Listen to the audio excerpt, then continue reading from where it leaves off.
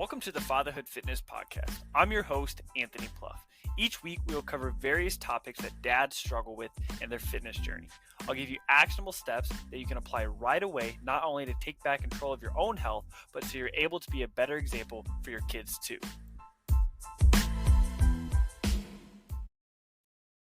All right, welcome into this week's episode of the Fatherhood Fitness Podcast. I'm your host, Anthony Pluff, and today we have a very cool guest on here. We have Tim Campbell with us. Tim is releasing a book coming up here in just over a month here called Holding Up the Sky, Intergenerational Lessons of Fatherhood. And so I'm going to let him introduce himself. He's going to share a little bit about the book, and then we'll get started.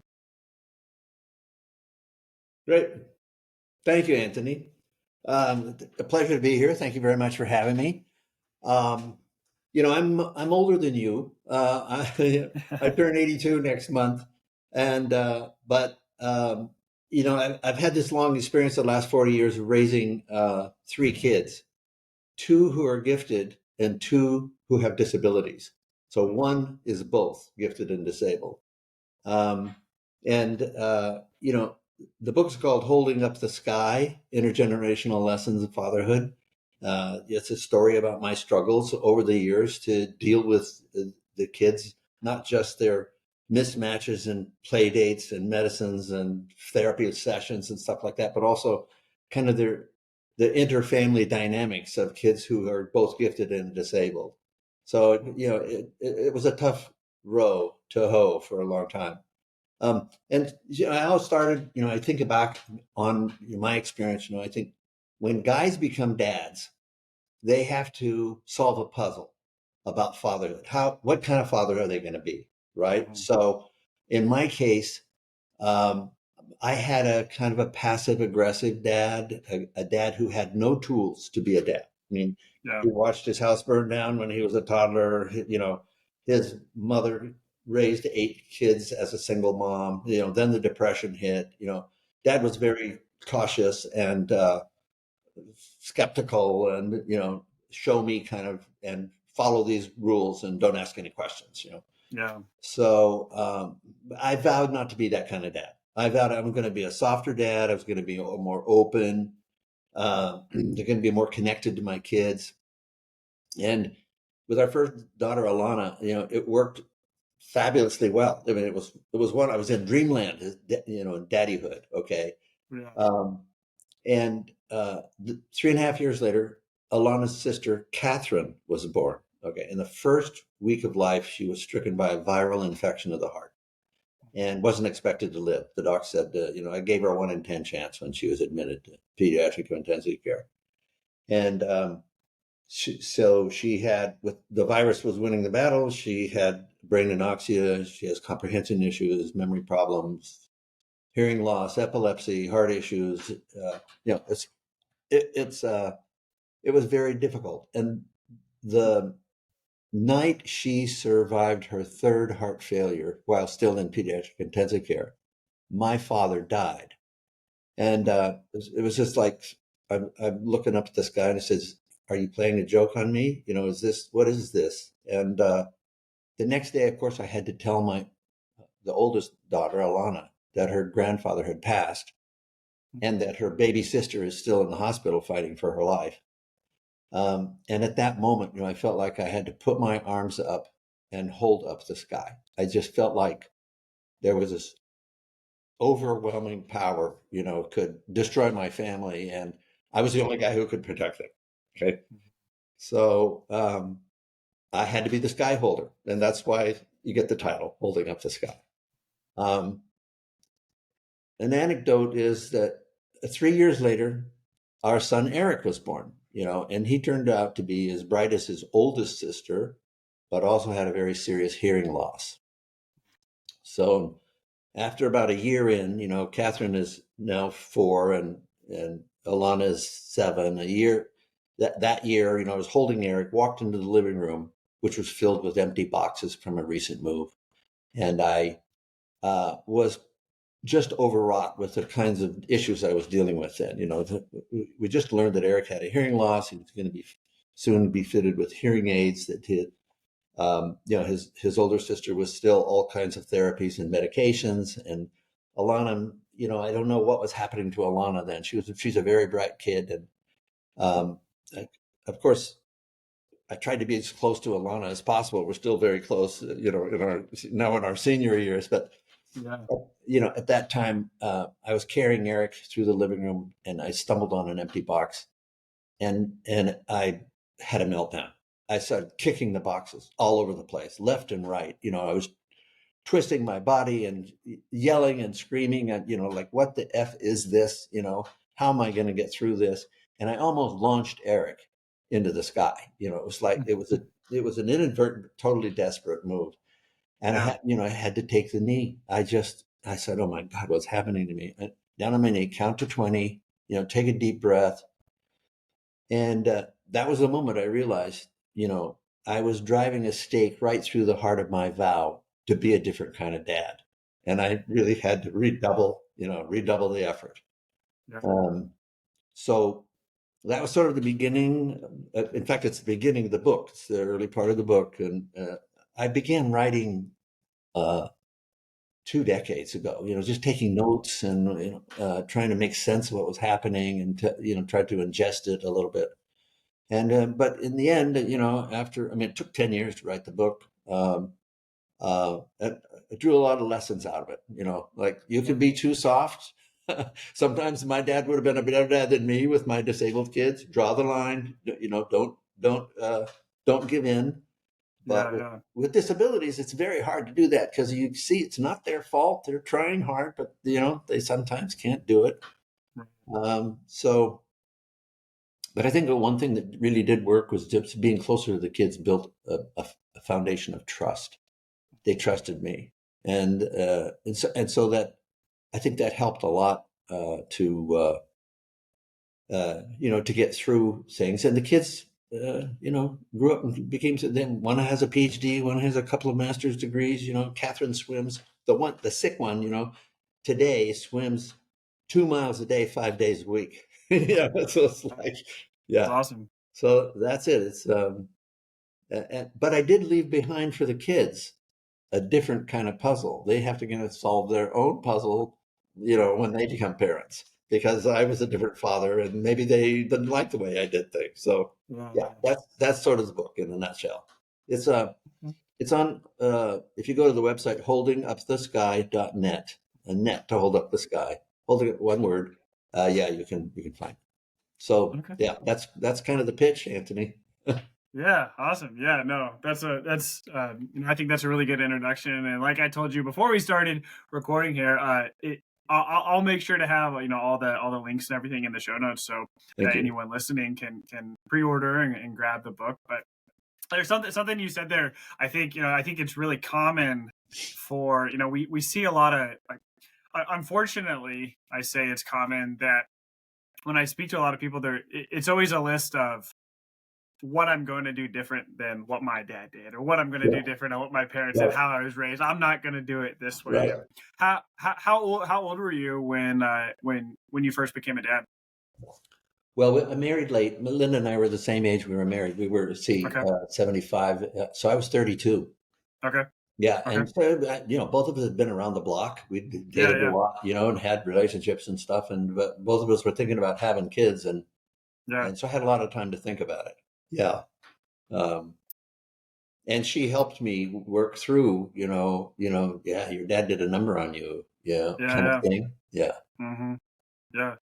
Now, was there ever a point, because I know, like, so my oldest is 6, so obviously my experience is quite a bit different than everything you've gone through already, but I remember there was a point, like the first few years, you're just so excited, everything's new, you're excited to be a dad, and some of those things don't cross your mind really. It's like, I'm going to do this different, I'm going to do that different, until they get a little bit older, and then you start to realize it's like and then I feel like you kind of go through this phase where you're like, okay, I'm going to do this different, and then there's a point where you're like, okay, well, now I understand what they were going through and stuff. Right. And it's like, you all of a sudden, it's like the longer you're a dad, the more kids you have, you start to be more empathetic to your own parents, realizing like so I have two sisters. My younger sister, she's only 14 months younger than me. And so like I'm thinking like, and I didn't think much of it growing up. And then now that we have three kids, we have one on the way, and they're all about 2 years apart. And I was like, 14 months apart. That means like my mom Yeah. was pregnant when I That's was fast. 5 months old. Yeah, Yeah. right. And so was there ever a point where you started to maybe, obviously still trying to learn from like your dad, but was there ever a point where things started to shift where you're like, I'm really glad he taught me this, or I'm really glad he was this way? And I think that I mentioned just a few minutes ago that I thought that, dad's laying down the law. He was a Marine. Okay. okay. He was, and, he had 8 brothers and sisters, raised by a single Yeah. mom, so they went through a Yeah. lot of tough stuff. And I still relish the memory of his stories, like taking a freight train over the Sierras in the middle of the winter, to get to college, which is like Yeah. an incredible story of, perseverance, and you can't give Mm-hmm. up. And, those kinds of things still resonate. But they were kind of deep in the background of my own father, Right. sort of shaped me as a person, but didn't come out directly as a lesson to the kids. I mean, Right. when Alana was little, she was 3 years old, and I was teaching her about language and love and life and stuff, and she was teaching me Mm-hmm. whether it was working or not. We just had a fabulous time. I'd change her Yeah. diapers and drive the carpool and stuff like that. Unfortunately, at the time I was a consultant, so I could work from home. This was way back in in Mm-hmm. the early '80s, and so, but I didn't really have front of mind lessons that my dad brought forward, and applied it to my Yeah. kids. But Yeah. I could see, just as you were pointing out, later on, as the kids grew older, I'm looking back and I said, yeah, dad would have been better here. In fact, I closed the book with a chapter with a conversation with my dad. Okay, an imaginary conversation. And I said, Yeah. okay, Dad, you were right about this. And Yeah. I wish I could have implemented it, but Yeah. um, yeah, Yeah. I think I think it is difficult because like as you were growing up, like, I mean, as kids, like our kids, I don't, not that they don't care, they just don't know that they're supposed to care, that what we went through, like yeah, everything. And so it's yeah, like, but, and then we forget though that, like our parents were kids too. And so right. they went through their own set of challenges and stuff. And so I like to think like, you know, my dad did better than his dad, and I'm going to do better. It's just like we're just passing it down the line. We're always Exactly. improving. Unfortunately, that's not always the case, right? There's not, a lot of times there's bitterness and there's anger involved, and there's, Right. we go too And there's, far the other way. yeah. Well, and there's these changing circumstances also. We live in a social media age now, right? And I mean, our Yeah. dads didn't have anything like that in their No. lives. And, when I talked about sort of revising the template of fatherhood, Mm-hmm. you're always looking backwards at the lessons that you learned from your dad, but you're moving quickly forward into the future. And some of these things just don't connect. Um, Yeah. like, the kids, particularly Eric, who had the hearing loss, and was kind of a bright kid. Um, One of his strategies was to dive into video games. Okay, Mm-hmm. so this is not uncommon these days. Okay, Yeah. and but it got to be a problem. He would overdo it a little bit. He would go too long on the video games, and then we had these fights and struggles over that. Um, but at the same time, it was a kind of a survival strategy for him, because Yeah. sometimes he couldn't cope. Not only did he have a hearing loss, that deeper than that, he had what they call audio processing problem. It took him sort of extra milliseconds to make sense of what he's been hearing. Yeah. Okay, so he was a little bit slow in some ways, um, and so that is a kind of an example of having to make these adjustments and figure out, as we're moving into this future, Mm-hmm. how we handle these situations. Yeah. Like, Yeah. so, yeah, it's, Yeah. So those are, I mean, those are pretty big extremes there. Having a dad who was in the military, and then you having your own kids with kids with disabilities. Like that's obviously those two worlds Yeah.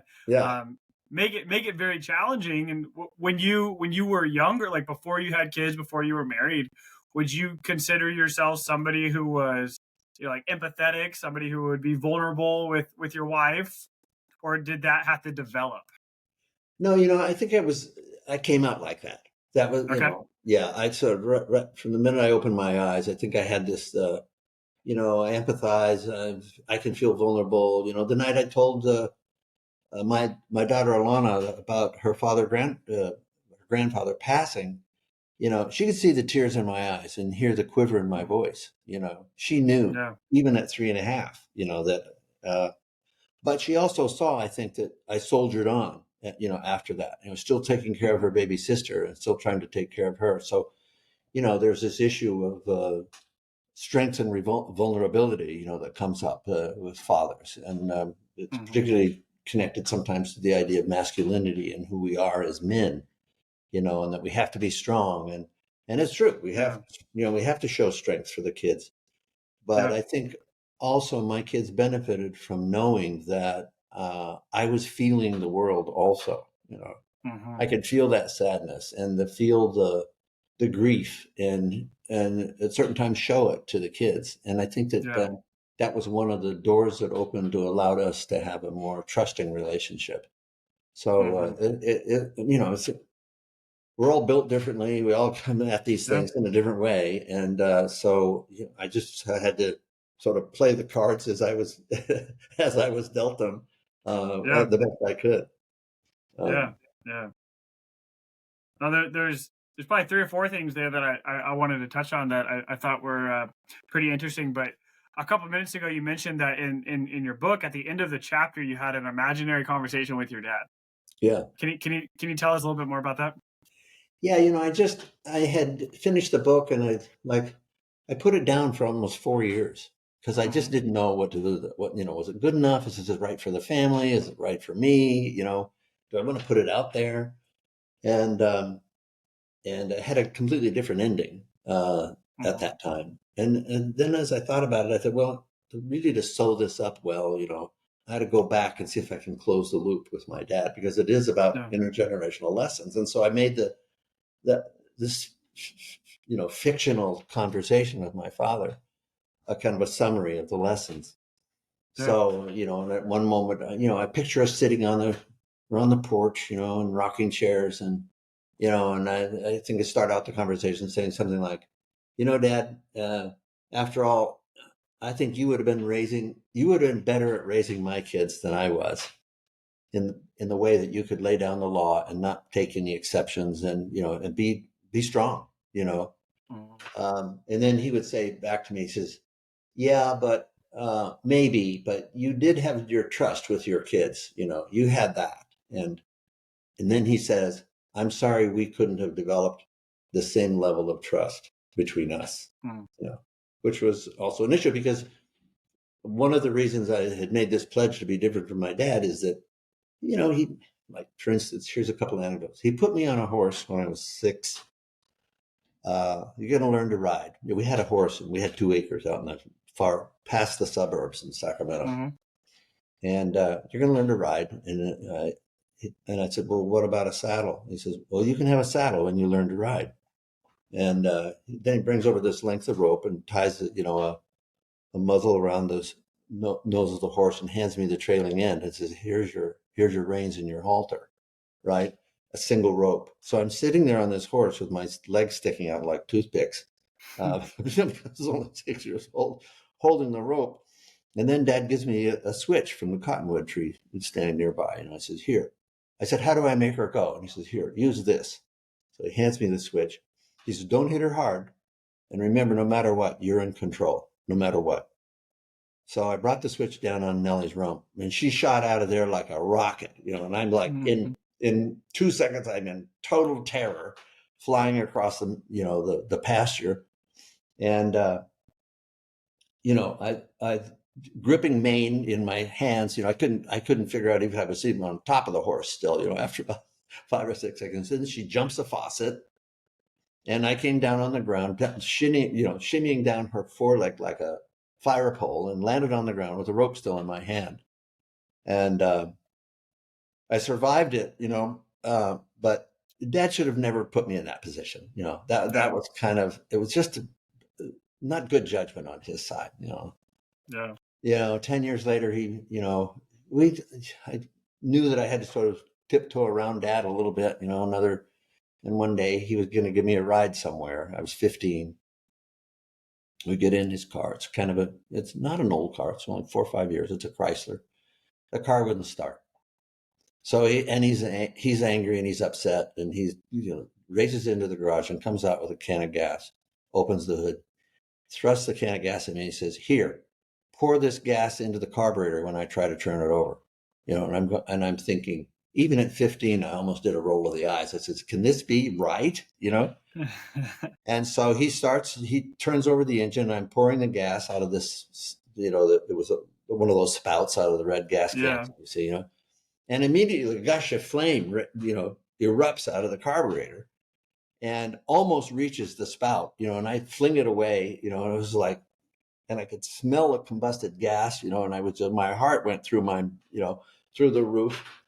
And, which is enough. I said, but my dad was not to be challenged, right? I'd seen my older brother get knocked down when he challenged my dad. So I should have really confronted him at that moment. Mm-hmm. But I'm a 15-year-old, and he weighs 40% more than me. So it's like, no, I'm just going to have to swallow this one. But that was a kind of a mistake also. So, it was, the way he dealt with me, was something that I knew I had to change. So I guess that's just sort of the way it was. Yeah. I have to loop back to your question there. Maybe I've lost track of it a little bit.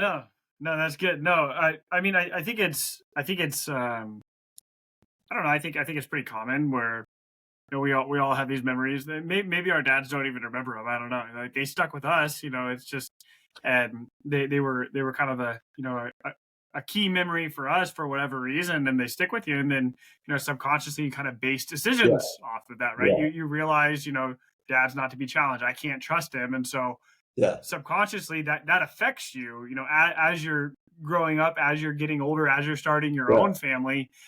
Did you ever get a chance before your dad passed away? Did you ever get a chance to talk, not maybe necessarily about these instances, but about some of those things that, you went through while you were being raised? Yeah, right. I remember now the context was your question about what was the chapter like, having the conversation with my dad on the porch. Right? Yeah. Sorry. Yep. So I lost that a little bit in getting into that story. No, the direct answer to your question is I did not ever get back to those specific items like, "Dad, what the hell were you, trying to do there? Did you see?" Yeah. But we did grow closer as he softened in his older years, and we got to a point where, I could tell him I loved him.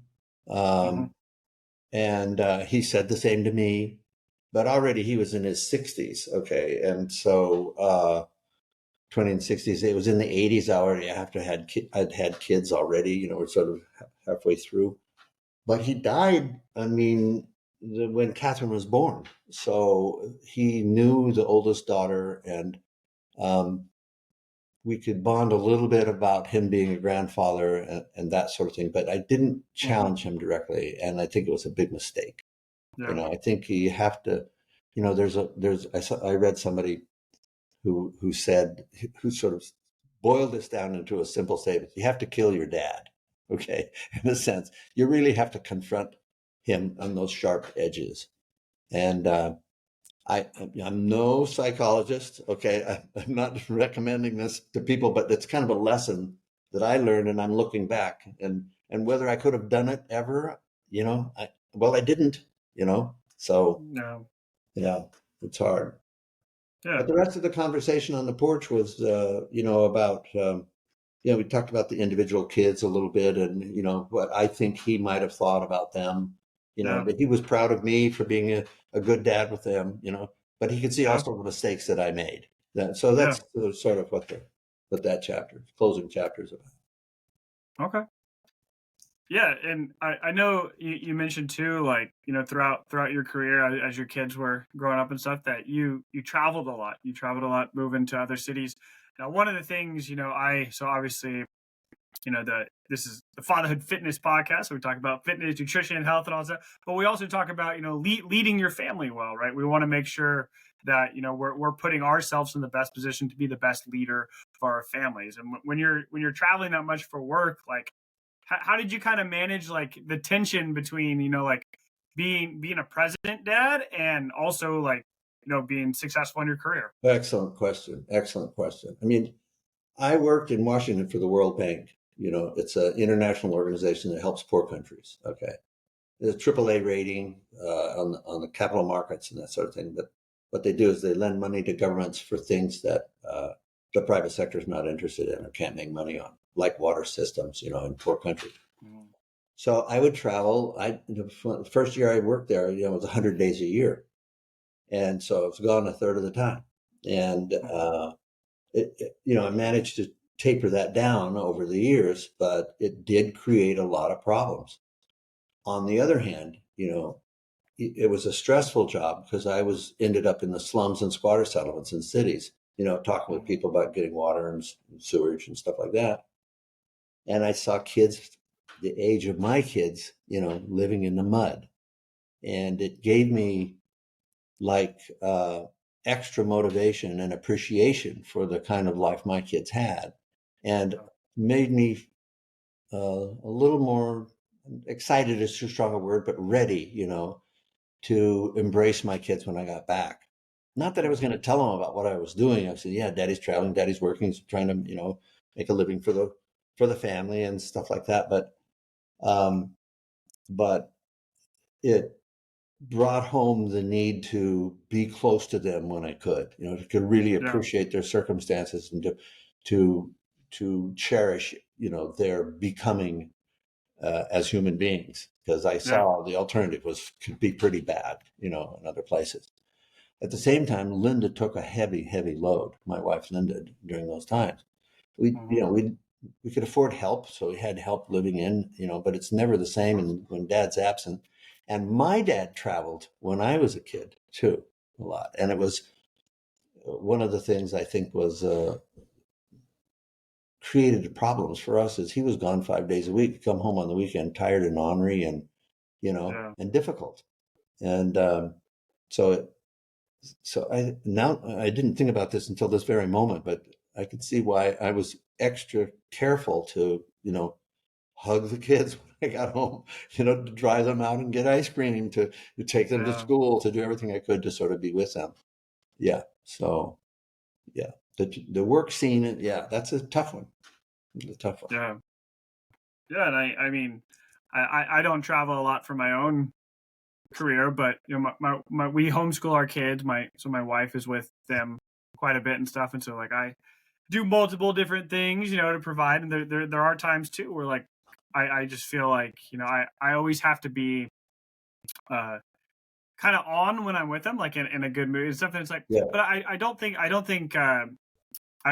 that's necessarily true. I had a conversation with somebody one time, and I had mentioned something about like I always remember my dad, like he would be at work, he would be gone, I would come home, and he would always like kind of be in a good mood and stuff, and or he would always like be willing to play catch or something outside. And the person I was talking to mentioned, they said, oh, like, oh, he like, and so like, so maybe you realized like you weren't allowed to show like when you didn't have it all together. And I was like, I've never thought about that before. I said that's pretty interesting, because I think maybe you felt that way too, from your dad. It was like you maybe kind of got the opposite, where he wasn't in a good mood, you always had to be in a good mood. And well, how does that affect, like, are we like, and I'm not saying this happened to you, but like are we teaching our kids like they have to be and so it's like That you you have never know. that you have to be on, you mean? Yeah, Yeah, yeah, yeah, yeah. Yeah, that's another good one. Looking back, I can't remember that. Uh, at least there's no ready memory of feeling like I had to be there and I had to put on the show. Okay, yeah. but Of course, I'm sure it happened. I'm sure it did. But my recollection, if I sum up these, 30 years or something like that, my kids are in their 40s now. Okay. So there was like, Yeah. uh, that, what I thought of, I used to think I would have to bring home a little gift for the kids when I traveled, a little sort of Hmm. compensation. Dad was gone. I was gone for 10 days, 2 weeks at a Yeah. time. And, but later, as they got a little bit older, I said, no, I'm not bringing home gifts anymore. I'm going to take them. We're going to go do something special. And so instead, I, would pile in the car and say, okay, let's go down to the store. You guys can pick out a gift. Let's talk about what you want. What do you need? And, Hmm. stuff like that. Yeah. And we'd get ice cream and, sort of build in little special moments. Um, Yeah. so it was, it was a way of trying to reset, and to come to some balance with the kids. And, um, but the kids were also engaging. So Eric played baseball, Catherine played soccer, Alana was all kinds of sports. And so sports was a kind of an important part of our lives. And we made Yeah. up games as well, Yeah. like, I remember breaking more than a few pieces of furniture in the living room, throwing a Nerf ball around. The two youngest ones, okay, you get 3 points if you can catch this one over your head, and Yeah. 4 points if you catch it diving onto the bed, stuff like that. So we would try to invent time to show our best selves. Let's put it that way. Yeah. Yeah, Yeah. and I think That's that was good. important. I think it really worked. I also uh, was lucky enough in our circumstances to find some special trips. Like, for Mhm. instance, Eric, the youngest one, who had the toughest row to hoe in my family, I think, because he was he's a bright kid, and he's very aware of the circumstances and what's going on, but he also has this audio processing and hearing problem, and so it was. And Catherine, his next oldest sister, would always ask him, "What's the plan? Where are we going? What time do we leave? What do we do? What are we doing tomorrow?" Yeah. And at one point, when Eric's like 4 years old, he says, "Stop using my brain." And so I tried to, for Eric in particular, find a way where just he and I could get together and go away Mhm. somewhere. We went to the beach, and we turned out that the guy living across the street was a connection with NASA, so I got some VIP passes to go down and watch a rocket launch, which was Awesome. spectacularly Yeah. fun thing to do. And, it was down by Disneyland, but we weren't interested in Disneyland. We wanted to see the rockets go off, so Yeah. yeah, it was a lot less expensive as well. So Yeah. that was another way, of sort of inventing some things that were special for the kids. Uh, yeah. So Yeah. That's really cool. And now you mentioned, kind of playing sport. That was kind of a big part of your kid's life and stuff. And it's just staying active. Like you're 82. You seem like you have lots of energy. You seem like you have a lot of life ahead of you right now. I hope so. Yeah. What are some things? What are some things that maybe you do currently or have done up to this point too? I mean, obviously, writing a book is a challenge. I'm guessing writing a book, later on in life makes it even more, just to stay with that energy. So what kind of things do you do to just kind of maintain that? Yeah, well, this is a good question too, Anthony, because my parents met on a tennis court. Okay. Okay. And so they put my brother and me also on tennis courts when we were 5 and 7, public Awesome. Yeah. courts, stand in line with 50 other kids, work your way up to the front, hit one ball, go back to the end of the line, kind of deal. Yeah. Yeah. And Yep. so uh, I took my kids, all of them started around the same age, around 5, put a tennis, and racket in their hands, and we'd go out in public courts and hit the ball. And to this day, they don't do it out on their own, but when we get together, we go out and play. Yeah. So, and I continue playing a couple of days a week now. I was thinking about, just before we came on the podcast, also about athletics and physical fitness and Hmm. nutrition and stuff, in our lives. And for a while, when we lived in Washington D.C. for 25 years, and Hmm. when we were there and the kids were growing up, I had this routine of going up into the top room of the house where I had some weights and some, and I kept very careful track of, how many, core strengthening exercises I did, or, how many lifts of this or that. Yeah. Uh, and kept it on a spreadsheet so that I could progress and remember, and so I had this long Yeah. spreadsheet. And for me, it was also a way I think of cleansing the system a little bit, of getting Hmm. my mind off of um, there was a drumbeat of doctor's visits and pharmacies and drugs and Yep. therapies and hearing aids that got broken or got lost or things that needed to be fixed and stuff like that. And Hmm. so the let's call it daddy training program was very helpful in that way. And I still try to, a couple of days a week playing tennis, and if I can do 3 or 4 pull-ups, once Yeah. or twice a week, then I'm happy. Okay. Because it releases those, Yeah. um, uh,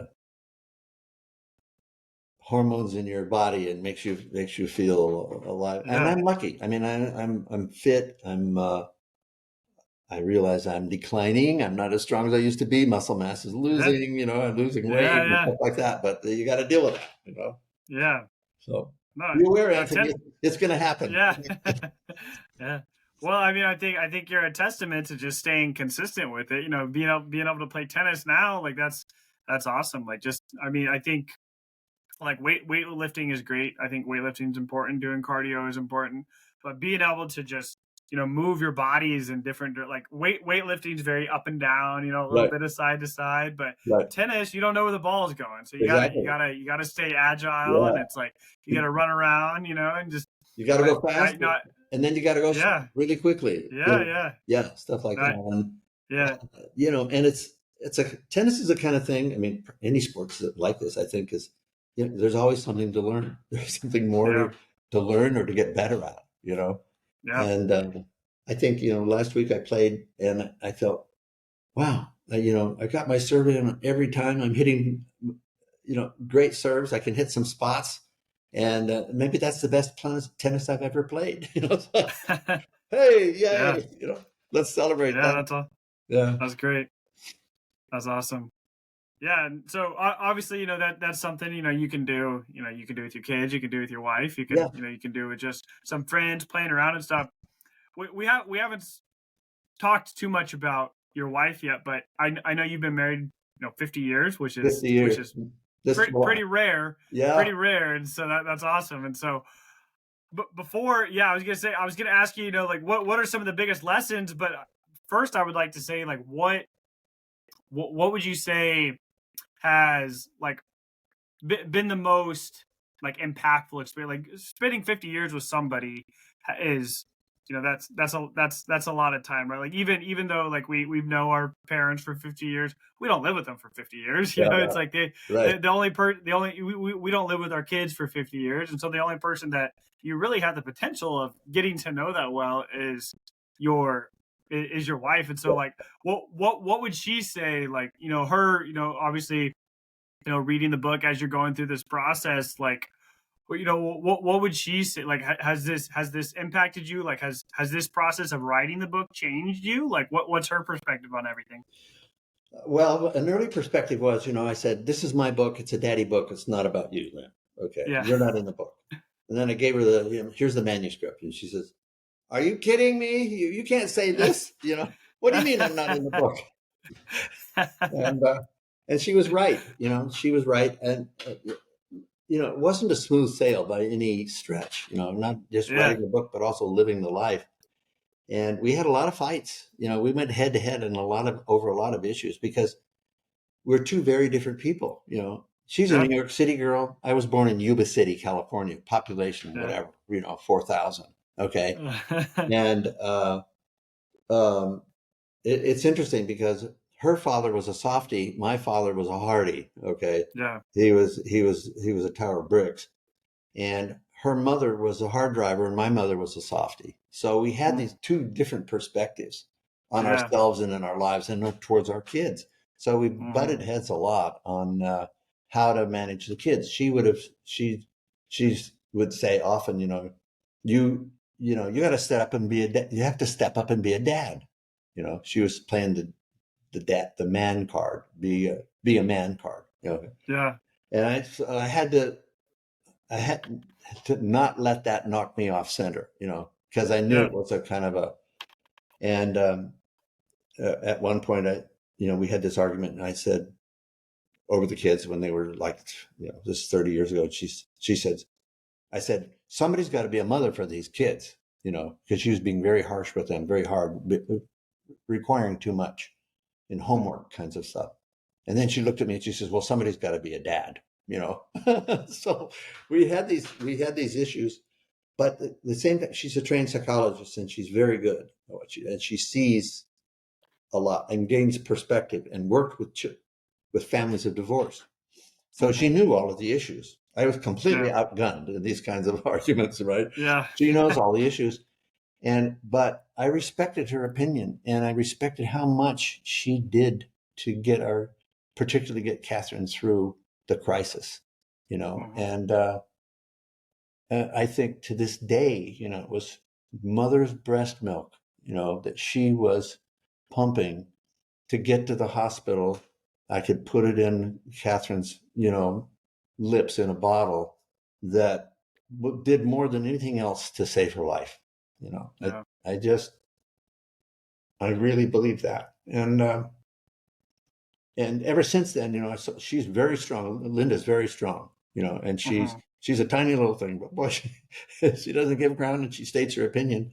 And I'm a kind of more softer guy, and okay, let's think about that. And maybe you're right, and stuff. But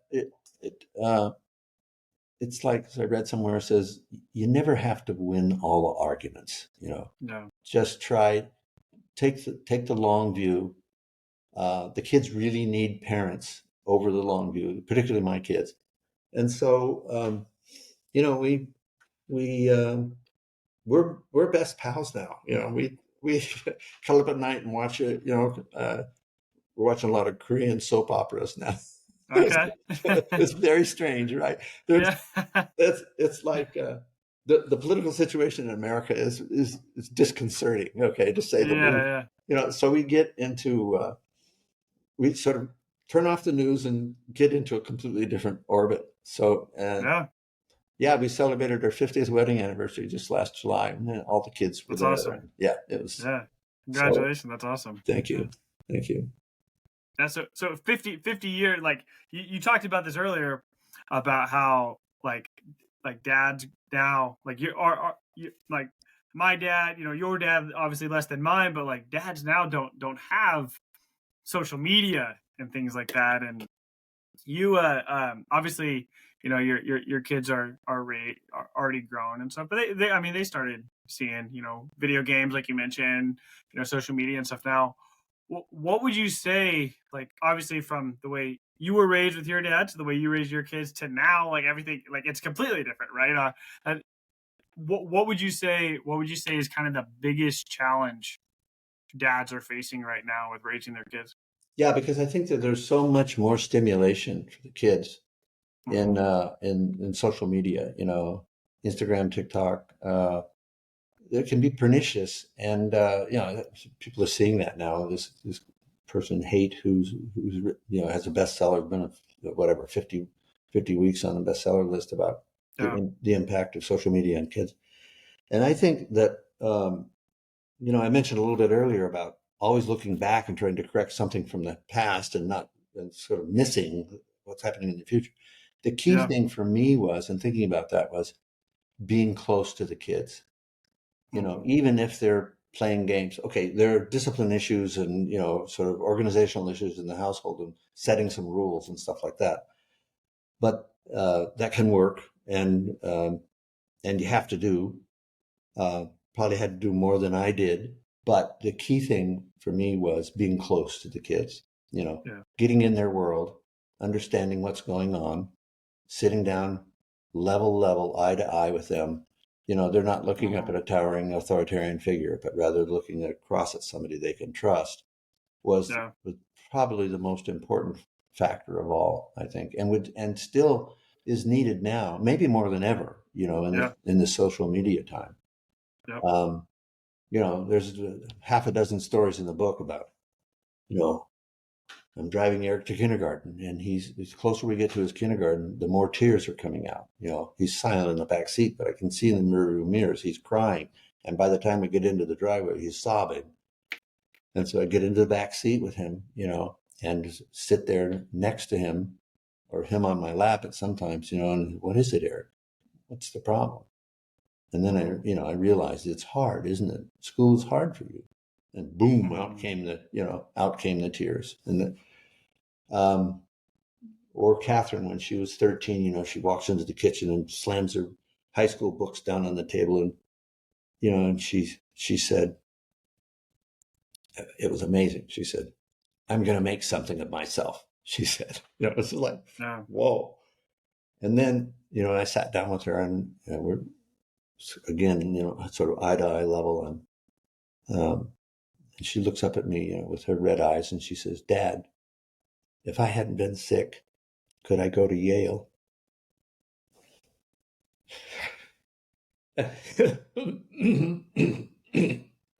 Sorry, that hit me like a ton of bricks, because she was aware enough from her sister's conversations with her friends about college that there was something up there to reach for. Okay. And so then I had to level with her.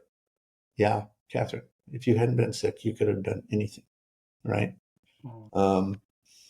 But the point was, to be close to her and to understand her concerns and to empathize with her. And I think those kinds. There's two small examples, but there's a bunch of them. I think that looking back, I think they were really important. Yeah, and I think just having that personal connection is incredibly important. Especially as they are getting older, they're developing, and I think social media, tablets, phone, everything we have just threatens that, right? It just makes it. Why go outside and kick a ball around when you have the entire world on your phone? Right. I think no matter whether it's 100 years ago or 50 years ago or today, like having that personal connection with your kids is incredibly important. And now we need to make sure that like we are putting the things in place where these other things don't take precedent over that. Like it's easy to be if your kids are upset, and it's easy to turn on the TV, watch a movie rather than connecting and talking through it and stuff. Right, exactly. And or to put them on we're always busy with work. We've got to attend to whatever 55-minute task in your working day. Okay, it's just like just doesn't add up, and you're always pulled in different directions. I know I was at the World Bank. My God, it was crazy, and there's just no end to it. And I think every generation has some sort of challenge like that, but just remembering that they're becoming. There's gold in there, and they're becoming something, and you're helping to guide it. Yeah. That's awesome. I think I like that. They're becoming something, and it's our job to help exactly kind of foster them, help bring that out of them.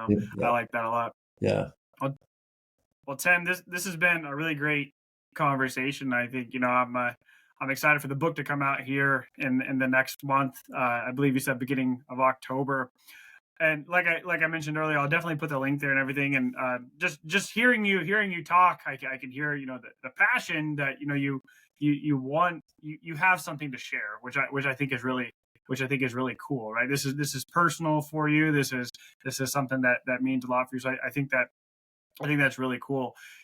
As we wrap up here, is there anything that we didn't touch on, or anything that you kind of want to leave the audience with? It was a great conversation, Anthony. You posed some really good questions, and I see your experience at this and what you do. I think we covered a good gamut of issues, and I hope that I was able to bring value to your podcast. And no, I think I'm very happy, and thank you very much for having me. Yeah, the book is Holding Up the Sky. Go to holdingupthesky.net, and you'll see you can pre-order. So Okay. thanks for the Awesome. opportunity. Yeah, absolutely. Thanks for being on. And like I said, those links, that link will be in the show notes there. And thanks again, Tim, for coming on today. My pleasure. Thank you. That concludes this episode of the Fatherhood Fitness Podcast. Thank you for those of you who took time out of your busy schedules to listen. If you have any questions or comments or an idea for a topic for a future episode, please feel free to reach out, and I'd love to hear from you.